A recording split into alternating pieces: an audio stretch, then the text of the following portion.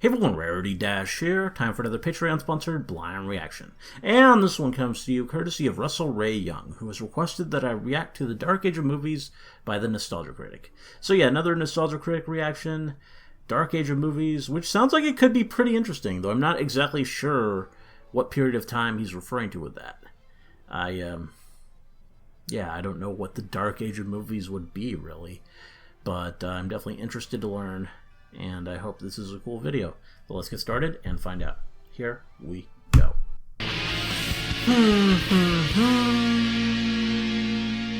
Hello, I'm the Nostalgia Critic guy. Remember it so you don't have to. You hear it all the time from people. Summer movies aren't what they used to be. Nobody makes them like they used to anymore. Well, in some respects, they're kind of right. In the grand history of cinema, we visually and gonna compare it to stuff like this, then yeah, can be done. Some of these marvels are so incredible that you could argue we'll never recapture it again. But that's not really what I'm talking about. What I'm talking about is people who grew up in the Then you got Space Jam. Yeah, like they used to. Bull fucking shit. A lot of people forget there was a dark time in our history where summer movies were just expected to suck. Now again, I'm talking specifically about summer movies. Good films came out around award season. Fargo, very good film. Long list of summer films Not so much of that one. Terrible then or terrible now. But honest to God, there was a period of time when audiences just accepted the fact that every summer we were going to get something Battlefield Earth. Really That's stupid pretty and horrible. most likely we're not going to enjoy. Instead of having movies like, say, The Avengers, Hunger Games, The Lego Movie, and once in a while a Transformers 4, for a while... Transformers 4, I'm sure that's wonderful. Transformers 4! Never quite got to that one. The first three were bad enough. Exception. They rarely happened. And yeah, some films were just underwhelming, not the worst, but didn't leave much of an impression on me. Hercules. But hey, that still counts there as are parts of it I movie really like. too.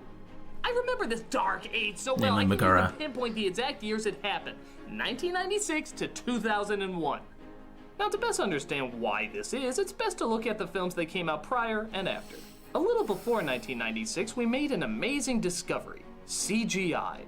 With films like Jurassic Park, Terminator 2, and Forrest Gump, we were suddenly realizing that we had a tool that could make us see whatever we wanted to see.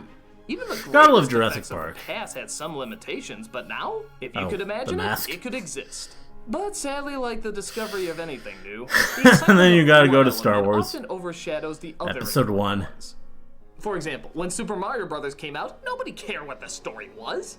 We were just so excited to see something so groundbreaking and new. Now, since then, games have gotten a lot more complex and interesting. But that's because the novelty of what Super Mario Bros. Brought us has worn off. It's still a good game, but obviously we crave something new and challenging. Thus, we need to focus back on those essential elements again. Not as challenging as the first Super Mario. Characters, fascinating stories, and incredible effects to make them much more interesting games. The exact same thing could be said for CGI in film. Once we knew anything was possible, we exploited it. And I mean really exploited. Yeah, Independence Day. Every movie was a disaster film. Twister, Independence Day. We had 2 asteroid movies and 2 volcano movies the exact same year. And guess what? All of them had little to no story, the most basic of cookie-cutter stereotypes, and the star of the film was always the effects. Explosions, storms, lava, you name it. But the audience was so excited because we've never seen effects like this at the time. And back then, they were seen as really good. But on top of that, the action could be a lot faster. You didn't need stuntmen, you could just green screen it. All the close calls were made a lot closer because you could digitally make it look like they really were. However, years later, they're mostly really dated, leaving us now not only with unconvincing effects, but no interesting character or story. So there's really no reason to watch it doesn't. Outside of getting a giggle about how dated they are. There was also an emphasis to tone down the muscle-bound action hero and make them more like the everyman. Not a bad idea, but again, they wanted to put more attention on the effects than on the characters, so they went for the easiest arc that was already dated from the 80s, the geek. Oh, not the funny geeks like what you see today, I'm talking Big Bang Theory geek blackface. The geeks that actually have no idea what a geek is. They just sort of gave them glasses and have them do something silly sometimes, and boom, geek. Coffee time! Coffee! Coffee! Cappuccino! This was so easy because, hey, the main star's a geek. If he saves the day, he's already overcoming something because he's a geek and he never does anything. Because he's a geek. But by God, these characters were terrible. Stuttering Jeff Goldblum, awkward Elijah Wood, divorcing Bill Paxton, Jeff Goldblum again, and of course, Matthew fucking Broderick. That's a lot of fish. The heroes that we used to look up to, like our comic book icons, well, they were being represented by Spawn and Batman and Robin. Because who cared? They were just stopping crime. They weren't running away from a tornado or an asteroid. A guy wearing tights wasn't a big deal. Sinking the Titanic was a big deal. And seeing how that was the highest grossing movie of all time, you bet your ass there are a lot more disaster films that came out. And when I say disaster, I mean both literally and figuratively. Yeah. I don't know why these films aren't so inspiring and don't hold up anymore, because these movies aren't about heroes, they're about survivors. And don't get me wrong, sometimes in life you just need to survive. It's totally understandable. But when everything, fucking everything is centered around just don't die, you're not inspiring people to do anything greater. And these films demonstrated that. Godzilla, Lost World, Speed 2, Lost in Space. Everything was a repeat of a formula we were already way too familiar with. And they sucked so hard. Remember the film Men in Black? It was a good film, right? Yeah. It was funny, it was clever, it was well written. But when that movie came out, everybody was treating it like it was the second coming. Everybody was shocked. Holy shit, a summer film that can be smart and clever. And don't get me wrong, it's a decent flick, but back then, decent was amazing. Anything that was clever, creative, and most of all new was extremely rare. It was a gigantic hit with critics and audiences talking there was about a lot of hype around that, I remember. And yeah, once in a while we could get a good summer flick like Face Off or Mask of Zorro, but they were still pretty few and far between. And the absolute worst part of it is, we just accepted it. We didn't make a big deal. We didn't demand movies be better. We just sort of shrugged and walked out. We had more important things in our lives. Why should being challenged by art be one of them? So you might be asking yourself, what happened to get summer movies back on track? Well, a few things. One was the internet. Whereas before you got feedback from focus groups, which aren't the most reliable, and critics who offer good points of view, but many would argue don't always represent the everyman, suddenly we were getting feedback directly from the viewer, and it wasn't just word of mouth. Everyone could post in a forum how much they liked or disliked a film. And with great speed, too.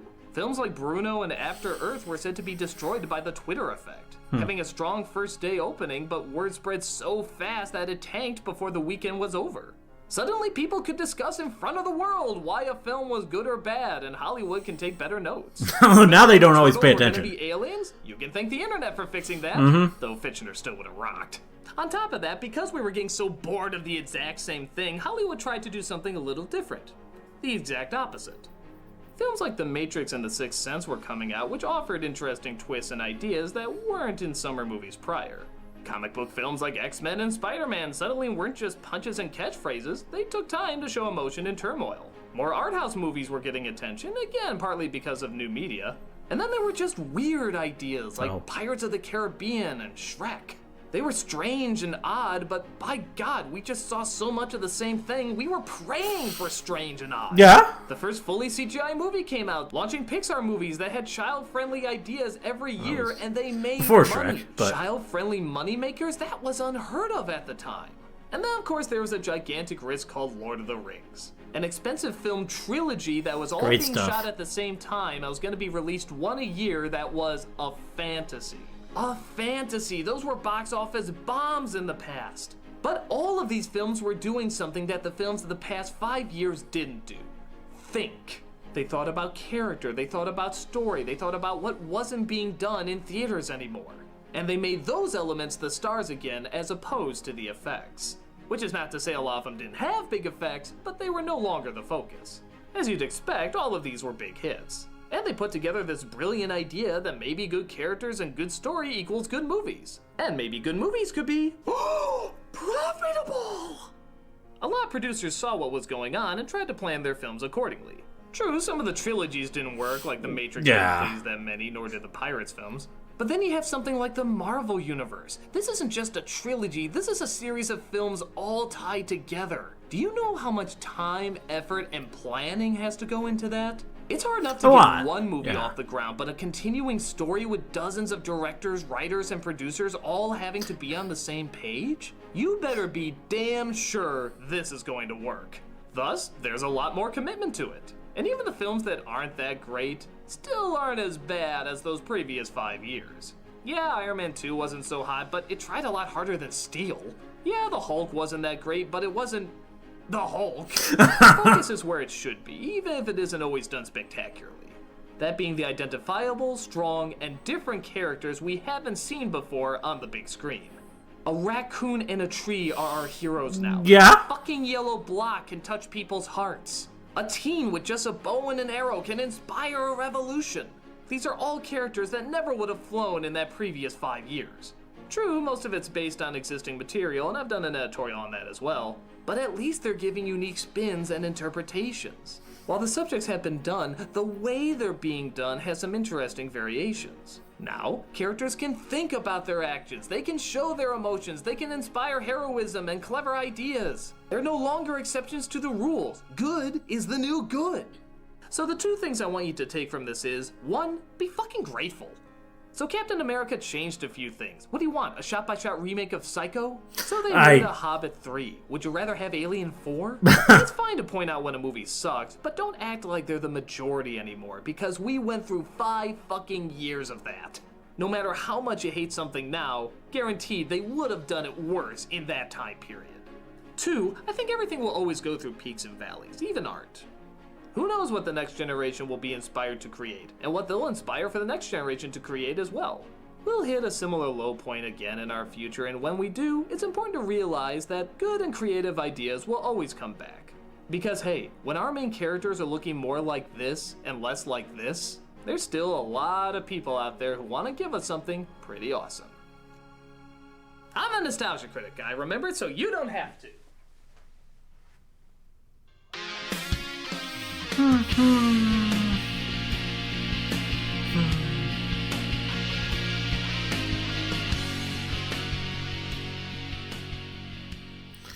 Well, there we go.